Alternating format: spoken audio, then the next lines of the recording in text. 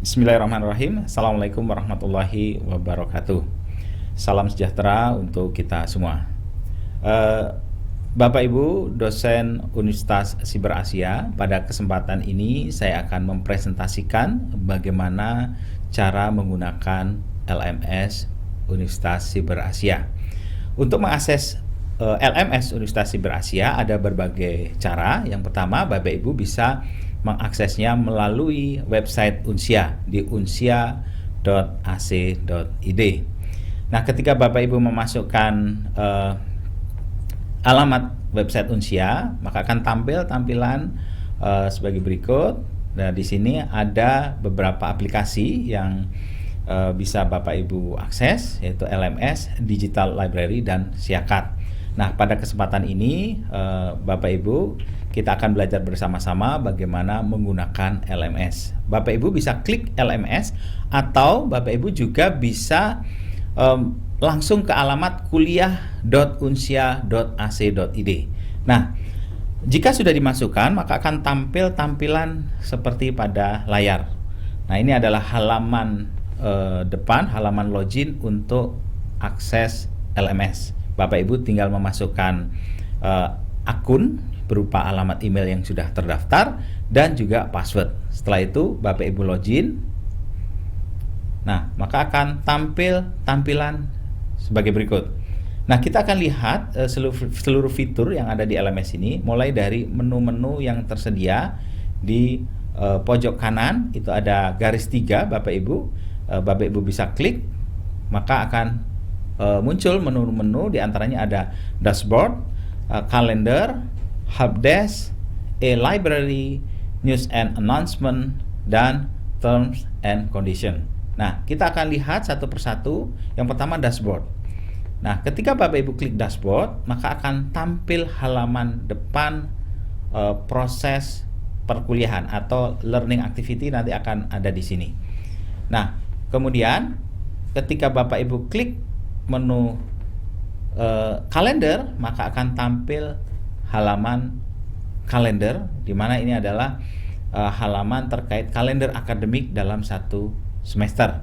Kemudian menu berikutnya adalah helpdesk. Nah, ini adalah menu yang sangat penting Bapak Ibu. Jadi jika Bapak Ibu terdapat permasalahan terkait LMS ini, Bapak Ibu bisa mengirimkan tiket permasalahan di New Ticket. Bapak Ibu misalkan ada permasalahan terkait, saya ingin merubah jadwal atau sesi live session atau VCon. Nah, Bapak Ibu bisa mengirimkan tiket perubahan tersebut. Atau misalkan Bapak Ibu salah di dalam mengupload, karena memang di LMS ini proses penghapusan itu tetap dibantu oleh admin.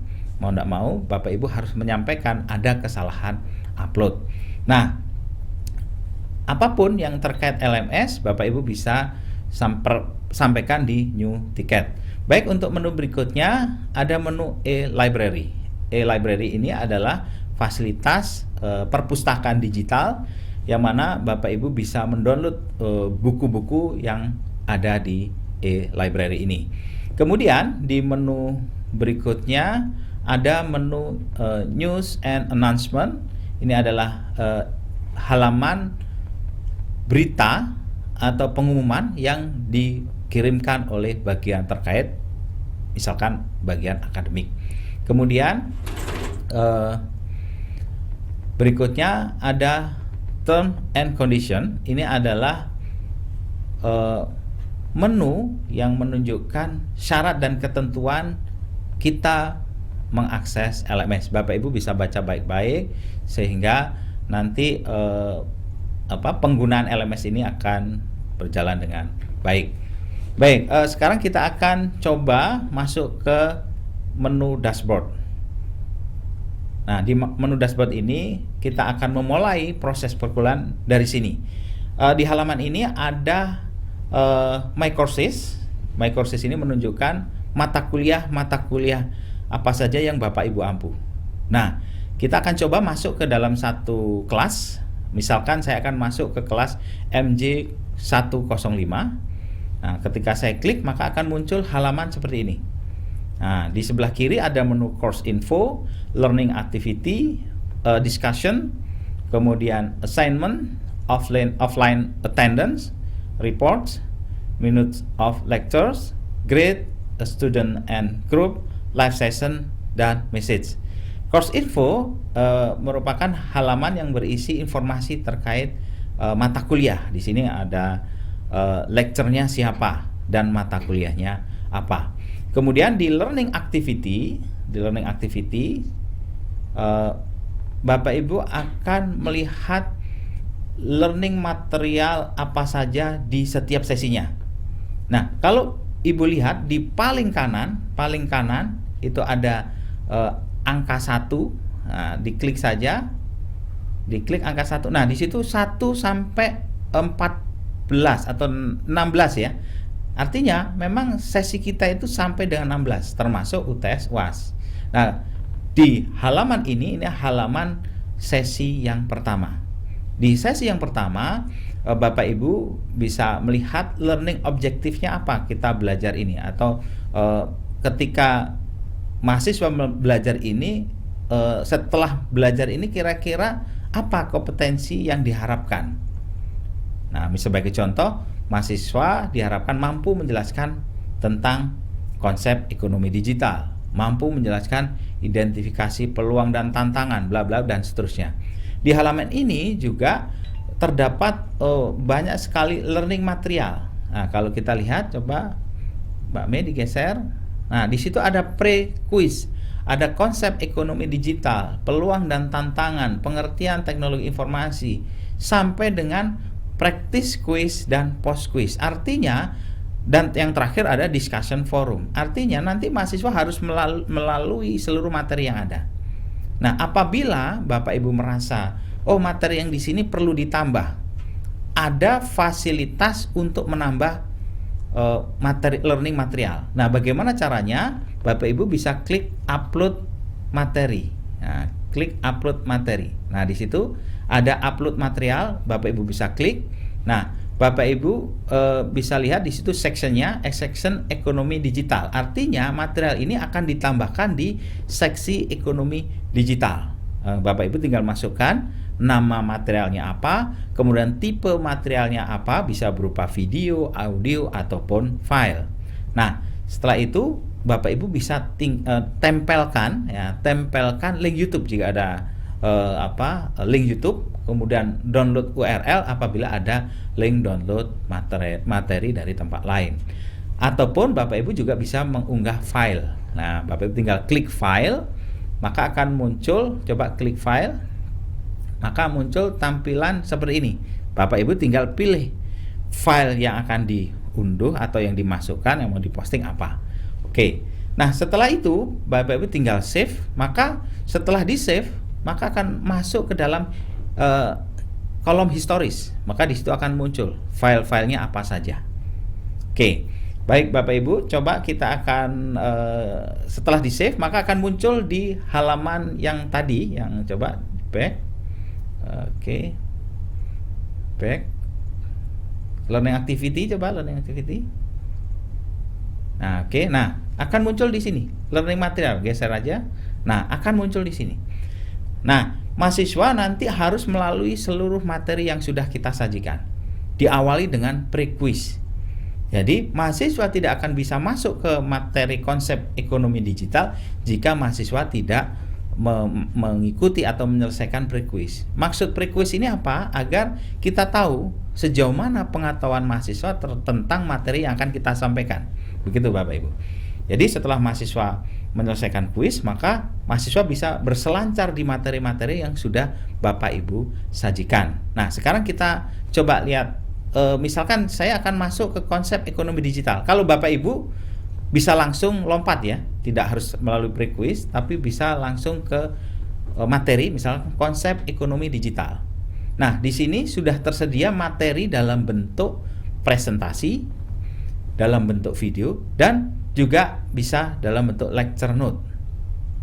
Apabila misalkan di halaman LMS Bapak Ibu belum tersedia, ya mau tidak mau Bapak Ibu harus menguploadnya seperti yang tadi sudah saya sampaikan. Nah, sekarang kita lihat, saya ingin lihat materi presentasinya. Bapak Ibu tinggal klik.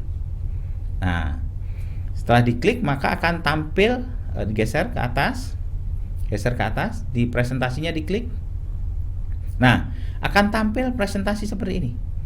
Nah, untuk melihat PPT-nya, Bapak Ibu bisa scroll ke bawah, itu ada materinya akan bisa terlihat semua, di scroll ke bawah, bukan? Di kanan itu ada scroll bar. Ya. Atau Bapak Ibu, nah itu bisa di scroll bar, atau Bapak Ibu bisa download PPT-nya. Ya, jadi di sebelah kanan itu ada scroll bar, Bapak Ibu bisa geser. Atau Bapak Ibu tinggal download PPT. Jadi materinya bisa di-download dan Bapak Ibu bisa pelajari. Oke. Bapak Ibu juga bisa memberi catatan. Di bawah itu ada notes. Nah, artinya Bapak Ibu bisa memberi catatan terkait materi yang ada. Oke. Kemudian di save. Selain materi dalam bentuk PPT, juga disiapkan materi dalam bentuk video. Oke, coba Mbak Mi, coba digeser. Nah, video. Oke, diklik video. Nah, Bapak tinggal play videonya. Nah, tinggal play maka akan tampil video. Mahasiswa pun nanti akan dapat melihat tampilan ini. Oke. Kemudian lecture note ini juga sama, Bapak Ibu juga bisa. Oh ya, geser dulu ke atas. Selain disajikan dalam bentuk video, ada juga file dalam bentuk audio. Jadi LMS ini memang sangat sangat membantu siapapun. Kalau mohon maaf, misalnya saya tidak bisa melihat, tapi kami tetap ingin belajar, maka kami sediakan dalam bentuk voice over audio. Nah, tinggal di klik, maka akan tampil rekaman audio saja. Oke. Kemudian, dan ini semua bisa di-download Bapak Ibu. Jadi materi ini bisa di-download. Oke.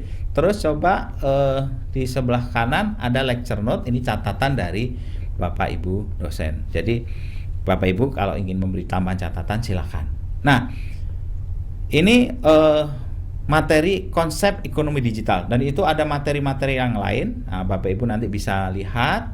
Nah, yang terpenting setelah materi ini disajikan ke mahasiswa harus mengikuti post quiz ya. Jadi selain pre quiz bisa langsung post quiz. Artinya ingin mengevaluasi sejauh mana mahasiswa itu memahami materi yang sudah tersaji.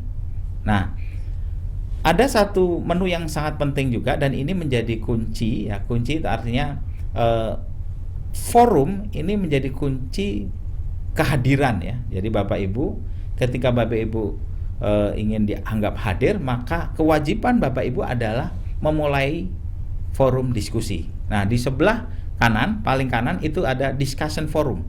Bapak Ibu tinggal klik discussion forum, maka Bapak Ibu bisa buat thread atau post a new thread. Nah, di mana kita bisa memulai dengan membuat satu thread, kemudian mahasiswa akan mereplay. Nah, kewajibannya berapa? Kewajibannya paling tidak 20. Artinya ketika Bapak Ibu membuat satu forum, mahasiswa akan menanggapi, Ibu akan menanggapi. Jadi kalau mahasiswa wajib menanggapi, tapi tidak wajib harus 20. Tapi yang 20 itu Bapak Ibu harus benar-benar merespon paling tidak 20 ya, 20 replay, sehingga Bapak Ibu nanti bisa dianggap hadir. Jadi selain replay ini, Bapak Ibu juga punya kewajiban video conference atau live session untuk dianggap hadir. Nah, oke. Kemudian ada menu yang sangat penting. Jadi nanti setiap sesi bentuknya seperti ini Bapak Ibu. Jadi ada post quiz, pre quiz, materi, post quiz, dan discussion forum. Jadi kewajiban Bapak Ibu adalah Bapak Ibu beraktivitas di discussion forum. Nah, untuk melihat discussion secara keseluruhan dari setiap sesinya, Bapak Ibu bisa klik discussion. Nah, kalau ini adalah menu yang menunjukkan diskusi-diskusi dari sesi pertama sampai akhir. Nah, kalau kita lihat itu ada 16, coba digeser.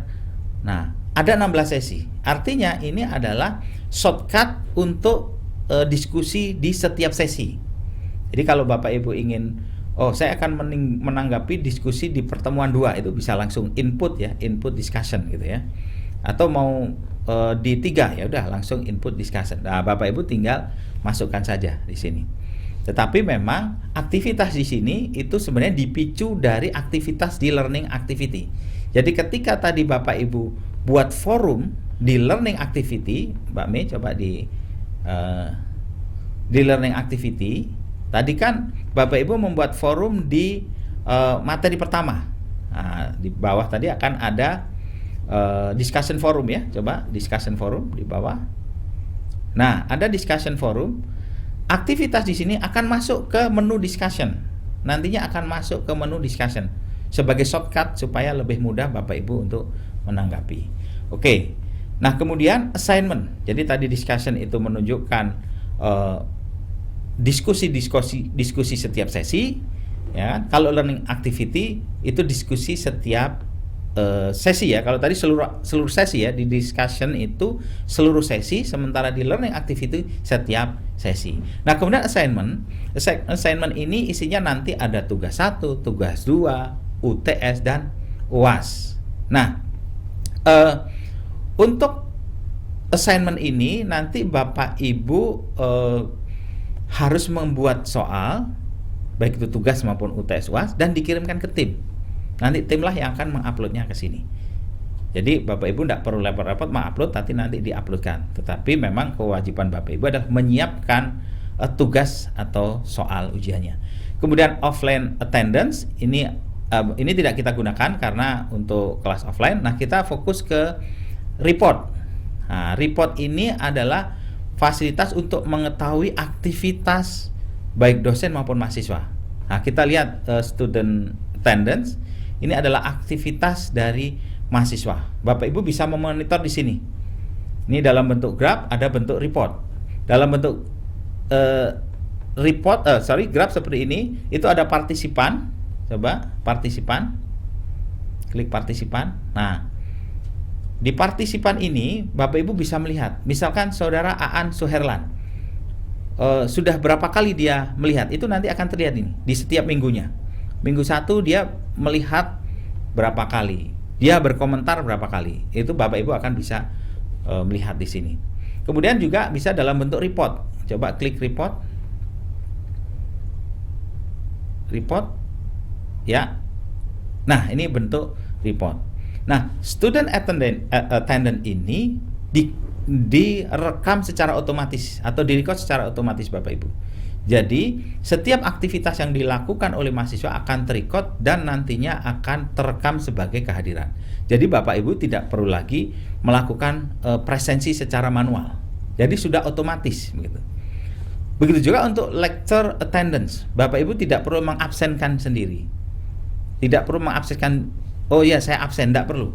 Tapi aktivitas Bapak Ibu akan terekod secara otomatis sebagai kehadiran. Syaratnya apa? Syaratnya tadi, yang pertama Bapak Ibu aktif di forum. Jadi minimal 20 kali replay. Dan juga Bapak Ibu aktif di live session atau VCon. Nah, Bapak Ibu bisa melihat aturan yang sudah disampaikan oleh bidang akademik terkait hal tersebut. Nah, kemudian participation ya, participation, ini partisipasinya bisa kita lihat. Kemudian performanya juga bisa kita lihat. Performance juga bisa kita lihat. Jadi di sini terlihat attendance-nya, performanya ini kita bisa lihat seperti apa performance untuk mata tema atau sesi ekonomi digital dan seterusnya. Nah, kemudian minutes of lectures. Ini adalah semacam catatan atau notulen pembelajaran ya, notulen pembelajaran. Kemudian grade ini menunjukkan aturan penilaian Bapak Ibu. Jadi di situ terlihat sikap, tugas 1, 2, UTS, UAS 10%, 30% sampai total 100%. Kemudian aturan terkait kalau A berapa ini sudah terlihat di sini, dan ini semua dilakukan secara otomatis penilaiannya ketika Bapak Ibu melakukan menginput nilai. Masuk ke grade mana maka otomatis. Jadi Bapak Ibu sangat dimudahkan. Karena apa? Karena tugasnya aktivitas di forum, live session. Bapak Ibu tidak perlu repot-repot lagi mengabsen, tidak perlu lagi mengabsen mahasiswa atau mengklik mahasiswa. Semua akan terekod secara otomatis. Dan satu hal lagi yang sangat penting, ada fasilitas student and group. Di menu ini Bapak Ibu bisa melihat daftar student. Nah, kita lihat di sini ada total 60 student. Nah, biasanya kita ingin ada kelompok-kelompok belajar, Bapak Ibu. Nah, di sini ada fasilitas membuat grup. Nah, kalau Bapak Ibu lihat di situ ada student and group. Nah, coba diklik grup. Nah, inilah fasilitas yang digunakan untuk menggenerate grupnya secara otomatis dan random. Bapak Ibu bisa membuat grup secara otomatis. Bapak Ibu tinggal masukkan jumlah grupnya. Jadi kalau Bapak Ibu saya akan buat 6 grup. Nah, Bapak Ibu tinggal masukkan 6, kemudian di generate. Maka otomatis akan tergenerate menjadi 6 grup. Atau Bapak Ibu juga bisa meng-create secara manual. Di situ ada menu create manual. Nah, setelah menu student group, ada menu yang sangat penting sekali, yaitu menu live session. Nah, menu live session ini adalah menu Vicon, Bapak Ibu. Data jadwal pelaksanaan Vicon itu memang ditentukan oleh akademik untuk awal, namun Bapak Ibu bisa berkoordinasi dengan mahasiswa untuk menentukan kira-kira waktu yang pas itu hari dan jam berapa. Nah, jika sudah disepakati, Bapak Ibu juga bisa mengajukan ke akademik atau ke prodi, paling tidak memberi informasi yang mana nanti juga harus diinformasikan ke tim untuk dilakukan penjadwalan. Nah, setelah disetting penjadwalannya, maka tim akan mengupload di sini. Maka akan muncul daftar live session di halaman ini. Nah, saat ini memang belum terlihat karena memang belum tersetting jadwal untuk live session. Nah, yang terakhir adalah menu message. Menu message ini penting sekali. Karena apa? Karena fasilitas ini dapat digunakan untuk memberikan informasi secara massal ke seluruh mahasiswa. Nah, tinggal create message, kemudian kirimkan pesan. Nah, itu tadi Bapak Ibu aktivitas pembelajaran di LMS kita. Saya berharap Bapak Ibu bisa lebih memahami setelah melihat atau menonton video saya. Apabila Bapak Ibu masih ada hambatan atau masih belum paham, tim kami dari BPTI siap selalu untuk mendampingi Bapak Ibu, memberikan pendampingan bagaimana cara penggunaan LMS. Oke, demikian Bapak Ibu sekalian, mohon maaf jika ada hal-hal yang kurang berkenan atau penyampaian yang kurang bisa diterima. Saya akhiri. Wassalamualaikum warahmatullahi wabarakatuh.